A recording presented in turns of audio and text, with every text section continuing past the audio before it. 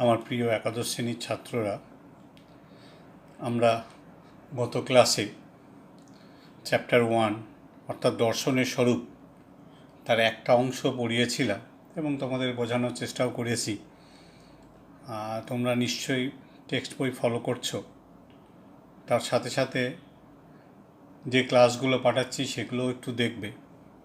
আজকে আমি এই দর্শনের স্বরূপের লাস্ট যে অংশটা আছে, শেষটুকু আজকে তোমাদের আমি বলে দেব, বুঝিয়ে দেব। খুব সংক্ষিপ্ত আকারে মূল যে বিষয়গুলো জানতে হবে সেগুলো আমি একটা পিডিএফ ফাইলে তোমাদের পাঠিয়ে দিচ্ছি নোটস আকারে, সেগুলো দেখে নিও। তার সাথে একটা কোয়েশ্চেন অ্যান্সারের আমি পিডিএফ পাঠিয়ে দেবো, সেটাও দেখে নিও। মূলত এই চ্যাপ্টার থেকে কেবলই আমাদের শর্টের অ্যান্সার করতে হবে, যার জন্য খুব ডিপলি কোনো বড় প্রশ্ন আমাকে পড়তে হবে না, কিন্তু চ্যাপ্টারটা জানতে হবে। আমি ফিলোসফি বা দর্শন পড়ব অথচ দর্শনের স্বরূপ কী সেটা জানতে বা জানবো না, সেটা কিন্তু হবে না। সেই জন্য আমি খুব ছোট্ট ছোট্ট তোমাদের পয়েন্টস আকারে আজকে পড়িয়ে দিচ্ছি বাকি অংশটা। আজকে দুটো পার্টে আমি ভাগ করে পড়িয়ে দেব। একটা অংশ থাকবে দর্শনের বিভিন্ন বিষয়গুলো, অর্থাৎ দর্শনের দৃষ্টিভঙ্গি কী, আলোচ্য বিষয় কী, দর্শনের পদ্ধতি কী, দর্শনের উদ্দেশ্য বা কাজ কী, এই একটা পোর্শন থাকবে। অর্থাৎ দর্শনের স্বরূপ আমি গত ক্লাসে তোমাদের বলেছি। তার পরের অংশগুলো দর্শনের যে বাকি টুকরো টুকরো যে সমস্ত বিষয় আছে আমি খুব সংক্ষেপে এগুলো বলে দেবো। হ্যাঁ, তার মধ্যে বললাম কি, আবারও বলছি, দর্শনের দৃষ্টিভঙ্গি, দর্শনের পদ্ধতি, দর্শনের আলোচ্য বিষয়বস্তু, হ্যাঁ, আমরা কি আলোচনা করব চ্যাপ্টারের ভেতরে এরপরে, সেইগুলো দর্শনের লক্ষ্য বা একটা উদ্দেশ্য, ঠিক আছে। দর্শনেরও আবার সমস্যা আছে, এইগুলো একটা পোর্শন। আর সেকেন্ড পোর্শনটা বা সেকেন্ড ভাগটা হচ্ছে দর্শনের প্রধান প্রধান শাখা, অর্থাৎ এর পরের যে চ্যাপ্টারগুলো আমরা পড়ব সেগুলো কোন শাখার অন্তর্গত, অর্থাৎ টোটাল পাশ্চাত্য দর্শনটাকে পাশ্চাত্য দার্শনিকরা কীভাবে ভাগ করেছেন তার আমি একটা ছকও তোমাদের দেখাবো। সেই অনুসারে আমি একের পর এক স্টেপ বাই স্টেপ আজকে এগুলো বলে দেব। দেখো, প্রথমেই আমি শুরু করছি দর্শনের দৃষ্টিভঙ্গি। দর্শনের দৃষ্টিভঙ্গি তোমরা একটু ভালো করেই বুঝতে পেরেছো যে দর্শন খুব একটা ছোটোখাটো বিষয় নয়, তাই না? সেই জন্য বলা হয় দর্শনের দৃষ্টিভঙ্গি হচ্ছে অখণ্ড বা সামগ্রিক। কী করে? দেখো, অন্যান্য যে সমস্ত শাস্ত্র আছে, যদি আমরা ধরে নিই বিজ্ঞানের কোনো শাস্ত্র, যদি আমরা ধরে নিই অন্যান্য আর যে সমস্ত শাস্ত্রগুলো আছে বা আমাদের যে সমস্ত শাখাগুলো আছে, হ্যাঁ, তাদের কিন্তু এক একটা পার্ট নিয়ে আলোচনা করে। ধরো আমি সাপোজ তোমাকে বলি কেমিস্ট্রির একটা আলাদা পোর্শন, ফিজিক্সের একটা আলাদা পোর্শন। আবার যখন তুমি জীবন বিজ্ঞান পড়ছো তার বায়োলজি একটা পোর্শন রয়েছে, সেখানে বোটানি আছে, জুলজি আছে, সব পার্ট করে সব কিন্তু এক একটা খণ্ড মানে এক একটা দিকের ম্যাথামেটিক্স, এক একটা দিক, তাই না? তাহলে সেখানে দর্শন হচ্ছে সামগ্রিক। কেন? দর্শনের মূল কাজটাই হচ্ছে কি, জগৎ আর জীবনের দর্শনের মূল কাজটা কি হচ্ছে, আমাদের যে জীবন, আমাদের যে জাগতিক চারিদিকে যে সমস্ত পদার্থ জীবজন্তু আছে, প্রত্যেকটা জিনিসের প্রত্যেকটা প্রকৃত মূল্য নির্ধারণ করা, অর্থাৎ প্রকৃত স্বরূপটা নির্ধারণ করা। তাহলে তার শাখাটা তো খুব ছোট নয় দর্শনে। সেই জন্য বলা হয় দর্শনের দৃষ্টিভঙ্গি হচ্ছে সামগ্রিক, মানে সবটা জুড়ে রয়েছে। একটু ভালো করে শুনবে, দর্শন কি করছে, সব জায়গায় বিচরণ করছে। আমি তোমাদের বলেছিলাম যে আমরা দর্শনটা এখন 11 এসে দেখছি, কিন্তু আমাদের জন্মলগ্ন থেকে কিন্তু দর্শন শুরু হয়ে গেছে। তাহলে ভাবো, তুমি জন্মেছো তখন থেকে যদি এটা শুরু হয়ে যায় বা তোমার জন্মের আগে থেকে যদি থাকে, তাহলে তার দৃষ্টিভঙ্গিটা কতটা ব্রড। তার কারণ বিভিন্ন দিকেই দর্শনের দর্শন ছড়িয়ে রয়েছে, সমগ্র জগতেতে রয়েছে, আমাদের জীবনেও দর্শন ছড়িয়ে রয়েছে। দর্শনের পদ্ধতি, নেক্সট পার্ট দেখো রয়েছে দর্শনের পদ্ধতি। এগুলো খুব ছোট ছোট করে আমি পয়েন্ট আকারে বলে দিচ্ছি। দর্শনের পদ্ধতি কি একটু ভাবো। দেখো, দর্শন প্রথম কাজই কী করছে, যখনই মূল্য নির্ধারণ করছে, যখনই তার স্বরূপ নির্ণয় করছে, তারা সেই স্বরূপ নির্ণয় করতে গিয়ে কী করে, একটা বিচারমূলক পদ্ধতি অ্যাপ্লাই করে। অর্থাৎ কোনো বিষয়, যে বিষয়টা সে আলোচনা করতে যাচ্ছে, সেটাকে দেখবে যে সেটা প্রকৃত যুক্তিগ্রাহ্য কিনা, বুদ্ধিগ্রাহ্য কিনা, বা তার মধ্যে কতটা সত্যতা লুকিয়ে আছে, তার প্রকৃত স্বরূপ কী। তাহলে সমস্তটাই একটা কী করছে, বিচার বিশ্লেষণের মাধ্যমে দর্শন তার সিদ্ধান্তে উপনীত হচ্ছে। দর্শন কী করছে, বিভিন্ন বিষয়গুলো, যে সমস্ত আলোচ্য বিষয় আছে সেগুলো কী করছে না, বিচারমূলক পদ্ধতির মাধ্যমে তার সিদ্ধান্তে উপনীত হচ্ছে। যে কোনো ধরো, সাপোজ কোনো একটা মত, এই ফিলোসফিতে তোমরা কী পাবে, বিভিন্ন ধরনের দার্শনিকদের মতামত, বিভিন্ন দার্শনিকদের মতামত, দর্শন সম্পর্কেই দেখবে কতজন কত রকম মত ব্যাখ্যা করেছে। তার মানে কি, তারা প্রত্যেকেই তাদের নিজস্ব দৃষ্টিভঙ্গি থেকে বিচারমূলক পদ্ধতির মাধ্যমে সেই মতটা পেশ করছে। তাহলে বোঝা গেল দর্শনের পদ্ধতি কী, দর্শনের আলোচ্য বিষয় কী। দর্শন হলো একটি সর্বব্যাপক শাস্ত্র। দর্শন হচ্ছে এমন একটি সর্বব্যাপক শাস্ত্র। কেন বলা হচ্ছে, কারণ আমাদের জীবন ছোট নয়, আমাদের জীবন ছোট নয়। আমাদের ছোট থেকে শুরু করে আমরা যতদিন না মৃত্যু হচ্ছে ততদিন পর্যন্ত আমাদের বিভিন্ন ধরনের অভিজ্ঞতা হয়, বিভিন্ন ধরনের জ্ঞান হয়। আর সেই জ্ঞান হওয়া বা অভিজ্ঞতা হওয়াই তো দর্শনের আওতার মধ্যে পড়ে যায়, দর্শনের আলোচনার মধ্যে পড়ে যায়।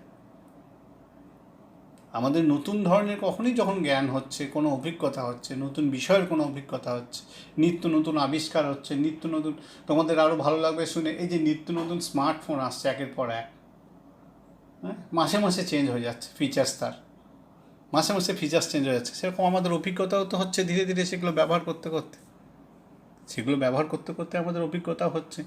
তা সেই যে আমাদের জীবন বা জগতে যে সমস্ত জাগতিক বস্তু, জগতের জাগতিক বস্তু, প্রত্যেকটা বস্তুই কিছু না কিছু আমাদেরকে জ্ঞান দিচ্ছে, কিছু না কিছু আমাদেরকে জ্ঞান অর্জনে সহায়তা করছে, তাই তো? কিছু না কিছু আমাদের জ্ঞান অর্জনে সহায়তা করছে, আমাদের অভিজ্ঞতা হচ্ছে, নিত্য নতুন অভিজ্ঞতা হচ্ছে। সেই জন্য বলা হচ্ছে দর্শন হচ্ছে একটা সর্বব্যাপক শাস্ত্র। হ্যাঁ, এখানে আর একটা বিষয় বলা হয়েছে যে দৃশ্যমান জগৎ তো আছেই, আমরা যেগুলো দেখতে পাচ্ছি, আমার চোখের সামনে একটা গাছ রয়েছে, চোখের সামনে একটা নদী, একটা বাস, একটা ঘর, একটা বাড়ি, বড় একটা প্রাসাদ, আমরা যেগুলো দেখতে পাচ্ছি। কিন্তু এমনও কিছু আছে যেগুলো আমরা দেখতে পাই না, অতীন্দ্রিয়, আমাদের ইন্দ্রিয়ের অতীত, সেই বিষয়েও কিন্তু দর্শন তার বক্তব্য পেশ করে। যেমন ধরো, খুব ইম্পর্ট্যান্ট একটা পার্ট হচ্ছে আত্মা। আমরা কি আত্মা দেখতে পাই? ঈশ্বর, আমরা কি কখনো ঈশ্বরকে দেখতে পাই? কিন্তু বিভিন্ন মাধ্যমে আমরা ঈশ্বরের কী করি, আশীর্বাদ নেওয়ার চেষ্টা করি, তার পূজা অর্চনা করে থাকি। আত্মা, এইগুলো হচ্ছে কি আমাদের অতীন্দ্রিয় বিষয়, আমাদের ইন্দ্রিয়ের অতীত বিষয়। কার্যকারণ, এই যে তত্ত্বটা, কার্যকারণ, একটা যে কোনো কার্যেরই একটা কারণ। আমরা বলি না যে একটা কাজ হয়েছে তাহলে নিশ্চয়ের পেছনে কোনো কারণ আছে। তো এই যে বিষয়টা, এইটাও কিন্তু অতীন্দ্রিয় বিষয়, এগুলো আমি দেখাতে পারবো না কীভাবে কী হচ্ছে, কোথায় তার মধ্যে সম্পর্ক। তাহলে শুধুমাত্র আমাদের এই দৃশ্যমান জগতই নয়, যেগুলো আমরা চোখের সামনে দেখতে পাচ্ছি সেটাই নয়, যেগুলো আমরা দেখতে পাচ্ছি না, আমাদের ইন্দ্রিয়ের অতীত, সেইগুলোও দর্শনের আলোচনার বিষয়ের মধ্যে পড়ে। সেই জন্য দর্শনের আলোচ্য বিষয় হচ্ছে বৃহৎ। এরপরে আসছে দর্শনের উদ্দেশ্য কী। খুব স্বাভাবিকভাবে আমরা বুঝতে পারছি দর্শনের উদ্দেশ্য কী হওয়া উচিত, বলো তো?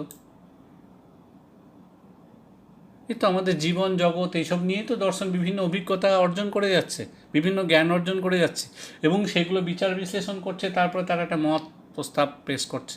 সেটা তুমিও করতে পারো, সেটা আমিও করতে পারি। তারপরে ধরো যে কোনো আমাদের বৈজ্ঞানিক কোনো যদি পূর্ব স্বীকৃতির কোনো বিষয় থাকে, কোনো নিয়ম থাকে, সূত্র থাকে, সেগুলোকে আমরা অ্যাপ্লাই করছি। আমাদের ধর্মীয় অনুভূতি, আমাদের নৈতিক চেতনা, নীতিবোধ, ঔচিত্যবোধ, এগুলো সবই দর্শনের অংশ। তাহলে এই সমস্তগুলো, আর সত্য শিব মঙ্গল, সত্য শিব সুন্দর, এটা শুনেছো তো, সত্য শিব সুন্দর, এইগুলোর মাধ্যমে, এই প্রত্যয়গুলোর মাধ্যমে আমরা যুক্তিসঙ্গত বিচার বিশ্লেষণ করছি। অর্থাৎ যে কোনো কাজের যে কোনো কাজের আমরা একটা বিচার বিশ্লেষণ করি যে কাজটা আমার ঠিক না ভুল, ভালো না মন্দ, এই যে বিভিন্ন, এগুলো সবই হচ্ছে দর্শনের উদ্দেশ্য। এগুলি সবই হচ্ছে দর্শনের উদ্দেশ্য। যখনই কোনো নতুন জ্ঞান আমার হয়, সেই জ্ঞানটা কীভাবে হচ্ছে, সেটা কতটা ঠিক কতটা ভুল, যখনই কোনো অভিজ্ঞতা হয় সেই অভিজ্ঞতাটা আমার ঠিক না ভুল, আমার পক্ষে ভালো না খারাপ, এগুলো সবই কিন্তু আমরা কী করে বিচার বিশ্লেষণ করি। এগুলো সবই হচ্ছে দর্শনের উদ্দেশ্য। দর্শনের কাজ উদ্দেশ্যের মতোই। দর্শনের কাজ কি বলছে একটু বলে নিই। দর্শনের কাজ জীবনের প্রকৃত অর্থ, উদ্দেশ্য, মূল্য নির্ধারণ করা। এটা প্রথম স্টেপ। আমাদের যে জীবন, তার প্রকৃত অর্থ, জীবনটার মধ্যে কোনো অর্থ আছে তো, তার অর্থ, তার উদ্দেশ্য, কোনো উদ্দেশ্য আছে, কোনো লক্ষ্য নিয়ে আমরা এগিয়ে চলেছি, এবং তার মূল্য নির্ধারণ করা। আমি এত কিছু করার পরে আমি কি পেলাম। তার সাথে কি রয়েছে, মানুষের বৌদ্ধিক চেতনা, নৈতিকতা, আধ্যাত্মিকতা প্রভৃতি বিশ্লেষণ করে যথার্থ জ্ঞান দান করাই হচ্ছে দার্শনিকের প্রধান কাজ। কিসের মাধ্যমে করছে একজন দার্শনিক? মানুষের বৌদ্ধিক চেতনা, আমার বুদ্ধিগত যে চেতনাগুলো রয়েছে, ঠিক আছে, আমার বুদ্ধিতে আমি কতটা কি করতে পারি। নৈতিকতা, মানুষের একটা এথিক্স, হ্যাঁ, যেই কাজটা ওই কাজটা আমার পক্ষে উচিত না অনুচিত। আধ্যাত্মিকতা, ঈশ্বর, আত্মা, ধর্ম, এগুলো নিয়ে আমরা যে সমস্ত কথাবার্তাগুলো বলি, সেইগুলো প্রত্যেকটা বিষয়, এগুলো প্রত্যেকটা বিষয়ে বিচার বিশ্লেষণ করে যথার্থ জ্ঞান দান করে কে? দার্শনিক। এইসব বিষয়গুলোকে বিশ্লেষণ করে, বিচার বিশ্লেষণ করে, ঠিক আছে, একেবারে কাটাছাড়া বিচার বিশ্লেষণ করে তারপরে একটা জ্ঞান দানের চেষ্টা করে, যথার্থ জ্ঞান যেটা সবাই গ্রহণ করতে পারবে, যেটা সবাই গ্রহণ করতে পারবে, সর্বজন গৃহীত একটা জ্ঞান দান করে কে? দার্শনিক। দর্শনের অপর একটা কাজ হলো বিভিন্ন বিজ্ঞানলব্ধ সিদ্ধান্তগুলি সমন্বয় সাধন করে। আমরা যে সমস্ত বৈজ্ঞানিক সিদ্ধান্তগুলো পাই, দেখো এখানেও কিন্তু দর্শনেও কিন্তু বিজ্ঞানের একটা প্রভাব রয়েছে, ঠিক আছে। এখানেও দেখবে বৈজ্ঞানিক বেশ কিছু নিয়মকানুন তোমরা আরও ভালো বুঝতে পারবে যখন তোমরা লজিক পোর্শনটা পড়বে। সেখানে দেখবে ম্যাথামেটিক্যাল বেশ কিছু সূত্র তোমাদের পড়তে হচ্ছে, অর্থাৎ বিজ্ঞানের বেশ কিছু বিষয় তোমাদের এখানে যুক্ত থাকবে।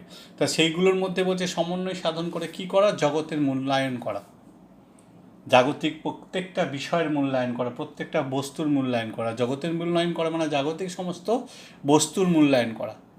আমি যা দেখছি, আমি যা উপলব্ধি করছি, এগুলো সমস্তটাই মূল্যায়ন করা।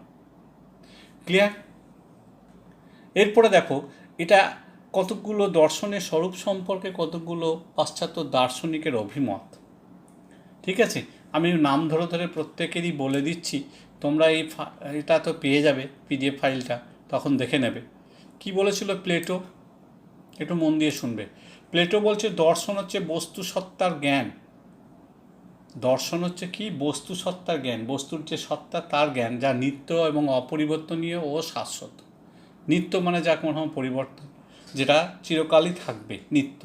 অপরিবর্তনীয়, যার কোনো পরিবর্তন নেই। শাশ্বত মানে হচ্ছে চিরন্তন। চিরন্তন কি বলছে? দর্শন হচ্ছে বস্তু সত্তার জ্ঞান, যা নিত্য, অপরিবর্তনীয়, শাশ্বত। এগুলো শর্ট আকারে প্রশ্ন আসবে, সেই জন্য এগুলোকে একটুখানি স্টাডি করতে হবে, তোমাদের মনে রাখার চেষ্টা করতে হবে, বারবার পড়তে হবে। অ্যারিস্টটল কি বলছে? দর্শন হলো এমন এক বিজ্ঞান যা সত্তার স্বরূপ নিয়ে আলোচনা করে এবং তার সাথে কি করে? সেই স্বরূপের যে সমস্ত বৈশিষ্ট্যগুলো তার অনুসন্ধান করে। স্বরূপের সাথে যে সমস্ত বৈশিষ্ট্যগুলো আমাদের বেরিয়ে আসে, যখন আমি একটা সত্তার স্বরূপ নির্ণয় করব বা আলোচনা করব, তখন তার কিছু বৈশিষ্ট্য সেই স্বরূপ থেকে বেরিয়ে আসবে, সেগুলো অনুসন্ধান করার চেষ্টা করে। অনুসন্ধান মানে সেগুলো প্রকৃত তার মধ্যে আছে কি নেই। অ্যারিস্টটল কি বলছে? দর্শন হলো এমন এক বিজ্ঞান, দর্শনকে দেখো বিজ্ঞান বলছে অ্যারিস্টটল। কি বলছে? যা সত্তার স্বরূপ নিয়ে আলোচনা করে এবং ওই সত্তার অঙ্গীভূত যেসব বৈশিষ্ট্যগুলি আছে সেগুলো অনুসন্ধান করে। ওই সত্তার সাথে যে বৈশিষ্ট্যগুলো আছে সেগুলো অনুসন্ধান করে। পলসন কি বলছে দেখো, দার্শনিক পলসন কি বলছে? বলছে দর্শন হলো সকল বৈজ্ঞানিক জ্ঞানের সমষ্টি। কি বলছে? দর্শন হলো সকল বৈজ্ঞানিক জ্ঞানের সমষ্টি। আমাদের যে সমস্ত বিজ্ঞানলব্ধ জ্ঞানগুলো আমরা পাচ্ছি, সেগুলোকে যদি একত্রিত করো তাহলে দর্শন হয়ে যায়। তাহলে বিজ্ঞানের সাথে দর্শন কেমন ওতপ্রোতভাবে জড়িত। স্পেন্সার কি বলছে দেখো, দর্শন হলো বিজ্ঞানের সমন্বয়, বিভিন্ন বিজ্ঞানের সমন্বয়। তার সাথে কি বলছে? বিজ্ঞানের একটা আংশিক ঐক্যবদ্ধ জ্ঞান। আমি যখন সামগ্রিক এবং আংশিক যখন বলেছিলাম যে দৃষ্টিভঙ্গিটা সামগ্রিক, তখনই বলেছিলাম যে বিজ্ঞান হচ্ছে আংশিক ঐক্যবদ্ধ জ্ঞান। কেন? বিজ্ঞান এক একটা অংশের পার্ট, এক একটা পার্টলি, তো বিজ্ঞান তো পার্টলি, এক একটা পার্টের অংশ, মানে অংশগত একটা জ্ঞান দেয়। যেমন কেমিস্ট্রি পোর্শন দেবে তোমাকে, ফিজিক্স পোর্শন দেবে, বায়োলজি পোর্শন, যেমন নিউট্রিশন, যে সমস্ত সাবজেক্টগুলো আছে সবাই নিজস্ব একটা দৃষ্টিভঙ্গি আছে। কীরকম দৃষ্টিভঙ্গি? আংশিক একটা ঐক্যবদ্ধ জ্ঞান। কিন্তু দর্শন হলো সামগ্রিকভাবে ঐক্যবদ্ধ জ্ঞান। এটা কে বলছে? স্পেন্সার। দর্শন হচ্ছে প্রথমত বিভিন্ন বিজ্ঞানের সমন্বয়, সব বিজ্ঞানগুলোকে একত্রিত করলে সমন্বয় করা হচ্ছে, তারপরে বলা হচ্ছে যেখানে বিজ্ঞান হচ্ছে আংশিক ঐক্যবদ্ধ জ্ঞান, সেখানে দর্শন হচ্ছে সামগ্রিকভাবে ঐক্যবদ্ধ জ্ঞান। ফিক্টে কি বলছে দেখো, ফিক্টে বলছে দর্শন হলো জ্ঞান সম্পর্কীয় বিজ্ঞান। প্রত্যেকটা দার্শনিকের নাম মনে রাখা এবং তাদের দর্শন সংক্রান্ত মত একটু মনে রাখতে হবে, এগুলো আমাদের শর্ট প্রশ্নে আসবে।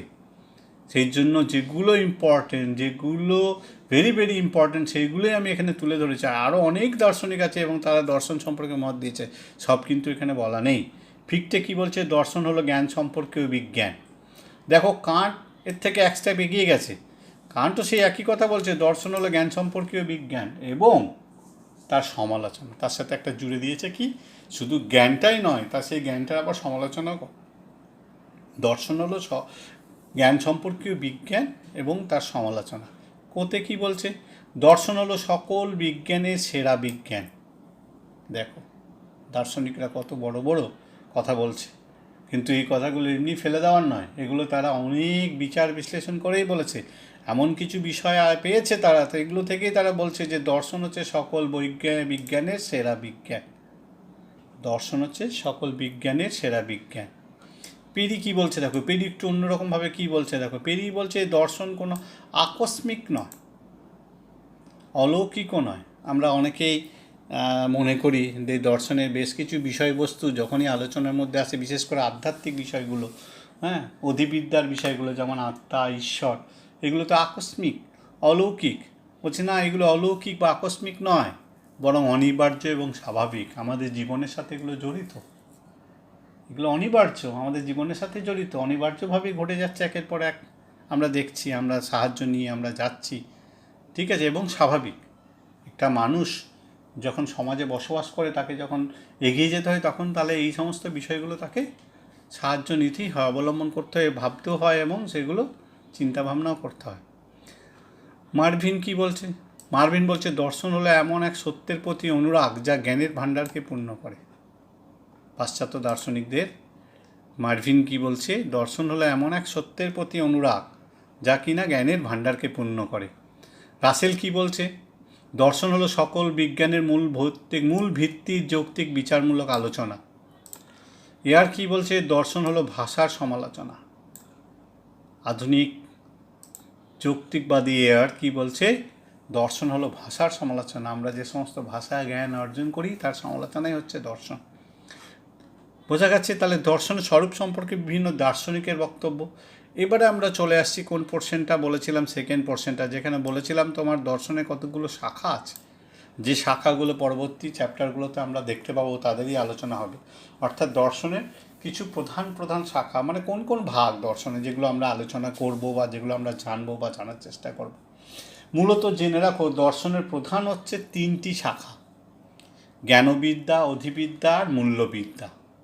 জ্ঞানবিদ্যা, এপিস্টেমোলজি, মূল্যবিদ্যা, মেটাফিজিক্স আর অধিবিদ্যা, অধিবিদ্যা, মেটাফিজিক্স আর মূল্যবিদ্যা হচ্ছে এক্সিওলজি। আবার বলি, দর্শনের প্রধান শাখার মধ্যে তিনটি খুবই গুরুত্বপূর্ণ, সেটি হচ্ছে জ্ঞানবিদ্যা, অধিবিদ্যা এবং মূল্যবিদ্যা। আবার মূল্যবিদ্যারই তিনটে পার্ট আছে, এটা খেয়াল রাখবে। মূল্যবিদ্যার তিনটে পার্ট আছে, এই যে মূল্যবিদ্যা, তার তিনটে পার্ট আছে। কি মূল্যবিদ্যার তিনটি পার্ট কি? সত্যম, শিবম, সুন্দরম। শুনেছ কথাটা? সত্যম, শিবম আর সুন্দরম। সত্যম মানে হচ্ছে তর্কবিদ্যা, যেখানে আমরা বিভিন্ন যুক্তি আলোচনা করে সত্যতা প্রমাণ করার চেষ্টা করি। শিবম হচ্ছে নীতিবিদ্যা, এথিক্স, নৈতিকতা। আর সুন্দরম হচ্ছে সৌন্দর্যবিদ্যা। কোথায় শুনেছ কথাটা? সত্যম, শিবম, সুন্দরম মনে পড়ছে? একটু ভেবে দেখো কোথায় কোথায় এই শব্দগুলো শুনেছ। সত্যম শিবম সুন্দরম, যেগুলো ন্যায়ালয়ে থাকে, কোর্টে থাকে, এবং অনেক জায়গায় এগুলো আমরা দেখতে পাই। তাহলে দর্শনের প্রধান প্রধান তিনটে শাখা প্রথমেই মনে রাখবে, জ্ঞানবিদ্যা, অধিবিদ্যা এবং মূল্যবিদ্যা। মূল্যবিদ্যার আবার তিনটি পার্ট, তর্কবিদ্যা বা লজিক, সত্যম, শিবম হচ্ছে নীতিবিদ্যা বা এথিক্স, সৌন্দর্যবিদ্যা হচ্ছে অ্যাস্থেটিক্স। এই তর্কবিদ্যা এখানে জেনে রাখো, প্রসঙ্গত তোমাদের বলে রাখি, এই তর্কবিদ্যায় হচ্ছে তোমাদের ক্লাস 12-এর পাঠ্য বই। মানে এই তর্কবিদ্যায়, পাশ্চাত্য তর্কবিদ্যায় তোমাকে ক্লাস 12-এ পড়তে হবে 100 নম্বর। পাশ্চাত্য তর্কবিদ্যা, লজিক তুমি ক্লাস 12-এ পড়বে 100 নম্বরে। তাহলে এই দর্শনের এই একটা শাখার একটা অংশ, সেটা তুমি ক্লাস 12-এ পড়ছো 100 নম্বরের জন্য। তাহলে কত চ্যাপ্টারটা বুঝতে পারলে? এছাড়াও দর্শনে আরও কিছু শাখা আছে, যেগুলো বিভিন্ন আদিবিদ্যক প্রশ্ন সংক্রান্ত শাখা বলা। আদিবিদ্যক প্রশ্ন মানে আমাদের প্রয়োজনীয় কিছু প্রশ্ন, আমাদের অতীন্দ্রিয় কিছু প্রশ্ন, ধর্ম সংক্রান্ত কিছু প্রশ্ন, রাষ্ট্র সংক্রান্ত কিছু প্রশ্ন, সমাজ সংক্রান্ত প্রশ্ন। অর্থাৎ যখনই দার্শনিক দৃষ্টিভঙ্গিতে সমাজের ব্যাখ্যা দেওয়া হবে, তখন সেটা সমাজ দর্শন হয়ে যাবে। এটি এই দর্শনের আরেকটি শাখা। যখন রাষ্ট্রে দার্শনিক দৃষ্টিভঙ্গিতে রাষ্ট্রের কোনো ব্যাখ্যা দেওয়া হবে, তখন পলিটিক্যাল ফিলোসফি হয়ে যাবে রাষ্ট্র দর্শন। যখন দার্শনিক দৃষ্টিভঙ্গিতে ধর্মের ব্যাখ্যা দেওয়া হবে, তখন কী হয়ে যাবে? ফিলোসফি অফ রিলিজন, ধর্ম দর্শন। এগুলোও হচ্ছে দর্শনের অন্যান্য শাখার মধ্যে কয়েকটি, কিন্তু মূলত তিনটি শাখাই তোমাকে ভালো করে পড়তে হবে। এবং পরবর্তী চ্যাপ্টারে আমরা পড়ব জ্ঞান। জ্ঞান কী, জ্ঞানের স্বরূপ কী, সেটাই কিন্তু এই জ্ঞানবিদ্যারই পোর্শন। অধিবিদ্যারও কিছু টপিক আমরা পরবর্তী সময়ে পড়ব, যেমন কার্যকারণ, বস্তুবাদ, ভাববাদ। কিন্তু মূল্যবিদ্যার কিচ্ছু আমরা ক্লাস 11-এ আমাদের পাঠ্যপুস্তকের মধ্যে নেই। ক্লাস 12-এ তর্কবিদ্যার টোটাল 100 নম্বর আমরা পড়ব। ঠিক আছে? তাহলে প্রধান প্রধান শাখার এবারে আমরা প্রত্যেকটা শাখাকে একটু ডিটেলসে আলোচনা করে দিই। এপিস্টেমোলজি, যেটাকে জ্ঞানবিদ্যা বলছি। জ্ঞানবিদ্যা কী, জ্ঞানবিদ্যা কাকে বলে, এপিস্টেমোলজি শব্দের অর্থ কী? পাশ্চাত্য দর্শনে জ্ঞানবিদ্যার ইংরেজি প্রতিশব্দ হচ্ছে এপিস্টেমোলজি, যেটাকে না দুটো গ্রিক শব্দের সাহায্যে, দুটো গ্রিক শব্দকে একত্রিত করে তৈরি হয়েছে বা গড়ে উঠেছে। একটা কি এপিস্টেমো, যার অর্থ হচ্ছে জ্ঞান, আর একটা হচ্ছে লোগস, যার অর্থ হচ্ছে বিজ্ঞান বা বিদ্যা। এপিস্টেমো আর লোগস, এই দুটি গ্রিক শব্দকে একত্রিত করে কি হয়েছে? এপিস্টেমোলজি। এই শব্দের আক্ষরিক অর্থ বা ব্যুৎপত্তিগত অর্থ কি না, জ্ঞান সংক্রান্ত বিজ্ঞান বা জ্ঞান সম্পর্কীয় বিদ্যা। জ্ঞান সংক্রান্ত বিজ্ঞান বা জ্ঞান সম্পর্কীয় বিদ্যা এপিস্টেমোলজি হয়ে গেল। এপিস্টেমোলজি শব্দের অর্থ বুঝতে পারলে? এপিস্টেমোলজি হচ্ছে জ্ঞানবিদ্যার ইংরেজি প্রতিশব্দ, যেটি দুটি গ্রিক শব্দের সমন্বয়ে গড়ে উঠেছে। একটি এপিস্টেমো, অপরটি হচ্ছে লোগস। একটি এপিস্টেমো, অপরটি হচ্ছে লোগস। লোগস মানে বিদ্যা বা বিজ্ঞান, আর এপিস্টেমো মানে হচ্ছে জ্ঞান। তাহলে খুব সহজেই হয়ে যাচ্ছে যে এপিস্টেমোলজি শব্দের আক্ষরিক অর্থ জ্ঞান সম্পর্কীয় বিজ্ঞান। এবারে ডেফিনেশনে জ্ঞানবিদ্যা কাকে বলে, এপিস্টেমোলজি কাকে বলে? বলছে দর্শনের যে শাখা, দর্শনের এই যে শাখা জ্ঞানবিদ্যা কি করে না, জ্ঞান সম্বন্ধে যাবতীয় প্রশ্নের উত্তর, জ্ঞান সম্বন্ধে যাবতীয় প্রশ্নের উত্তর বা আলোচনা করে বলা যেতে পারে। জ্ঞান কি, জ্ঞানের উৎপত্তি কিভাবে হয়, জ্ঞানের সীমা কতটুকু, জ্ঞান বৈধ না অবৈধ, যথার্থ না অযথার্থ প্রভৃতি প্রশ্নের আলোচনা যে শাখা করে, দর্শনের যে শাখা এই সমস্ত প্রশ্নে আলোচনা করে, তাকেই আমরা কি বলি? জ্ঞানবিদ্যা বা এপিস্টেমোলজি। তাকেই আমরা কি বলি? জ্ঞানবিদ্যা বা এপিস্টেমোলজি। পরিষ্কার? তাহলে দর্শনের যে শাখায় বা যে শাস্ত্রে জ্ঞান সংক্রান্ত যাবতীয় প্রশ্নের আলোচনা করা হয়, তাকে কি বলা হয়? জ্ঞানবিদ্যা বা এপিস্টেমোলজি। এরপরে দেখো কি আছে, মেটাফিজিক্স অর্থাৎ অধিবিদ্যা। সেম মেটাফিজিক্স শব্দের অর্থ কি, আমি এই পার্ট করে তোমাদের এটা বলে দিচ্ছি। এইগুলো থেকেই প্রশ্ন আসবে, এইগুলো থেকে প্রশ্ন আসবে যে এপিস্টেমোলজির শব্দের অর্থ লেখো, মেটাফিজিক্স শব্দের অর্থ লেখো, লোগোস শব্দের অর্থ কী, এপিস্টেমো শব্দের অর্থ কী, এইগুলোই প্রশ্ন আসবে। ঠিক আছে? আর তার সাথে ওই দুই একটি এক কথায় প্রশ্ন যেগুলো আছে সেগুলোও সেই এখান থেকেই হবে। কী আছে দেখো, মেটাফিজিক্স, সেম মেটাফিজিক্সে ইংরেজি মানে অধিবিদ্যার ইংরেজি প্রতিশব্দ হচ্ছে মেটাফিজিক্স, যেটা একটাই গ্রিক শব্দ থেকে এসছে, টা মেটা টা ফিজিকা, টা মেটা টা ফিজিকা। এখানে মেটা শব্দের হচ্ছে অতিক্রান্ত মানে পেরিয়ে যাওয়া, অতিক্রান্ত মানে পেরিয়ে যাওয়া। আর ফিজিক্স হচ্ছে পরিদৃশ্যমান জগৎ, ফিজিক্যাল ওয়ার্ল্ড। এখানে ফিজিক্স মানে হচ্ছে পরিদৃশ্যমান জগৎ, যে জগৎটাকে আমরা দেখতে পাচ্ছি, যে জগৎটাকে আমরা দেখতে পাচ্ছি। আর মেটা মানে কি বললাম, অতিক্রান্ত, পেরিয়ে যাওয়া, বিয়ন্ড, কোনো কিছু পেরিয়ে যাওয়া। তাহলে পরিদৃশ্যমান জগৎকে পেরিয়ে যাব, তাহলে সুতরাং মেটাফিজিক্স শব্দের আক্ষরিক অর্থ কী হলো? পরিদৃশ্যমান জগতের অতিবর্তী জগৎ বা ইন্দ্রিয়াতীত বা অতীন্দ্রিয় জগৎ,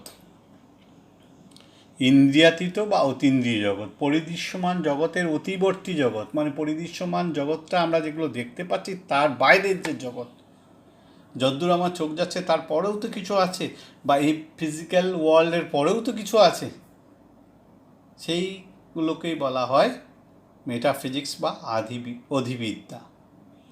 যেমন ধরো আত্মা, ঈশ্বর, দেশ, কাল, কার্যকারণ তত্ত্ব, এগুলো সবই অধিবিদ্যার মধ্যে পড়ে, এগুলো সবই অধিবিদ্যার মধ্যে পড়ে। ঠিক আছে, তাহলে অধিবিদ্যা কাকে বলে? অধিবিদ্যা কাকে বলে একটু শুনে নাও।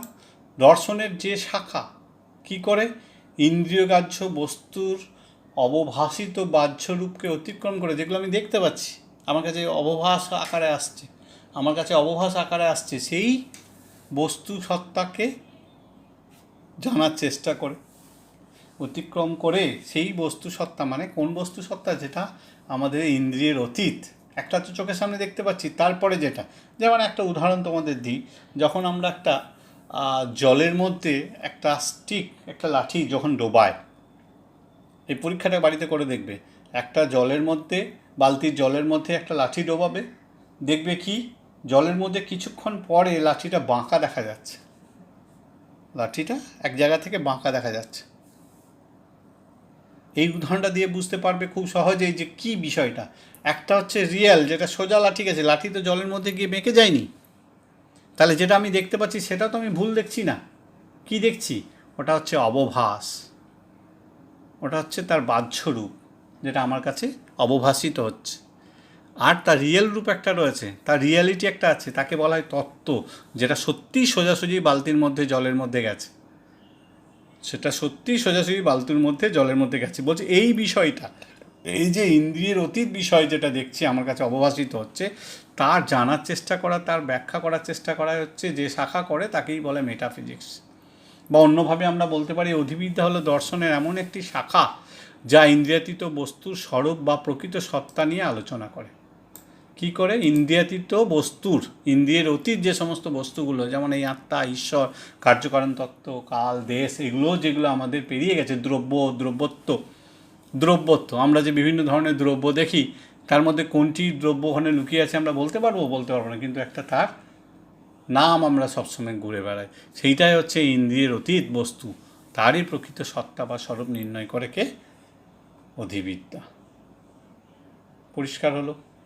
এরপরে আসছে কি, আচ্ছা কমপ্লিট মনে হয় আজকে আর হবে না, কারণ আরও কিছু রয়ে গেছে, আরও অনেকটাই রয়ে গেছে। ঠিক আছে, আচ্ছা নেক্সট ক্লাসে আমরা বাকিটা কমপ্লিট করে দেবো। ওকে।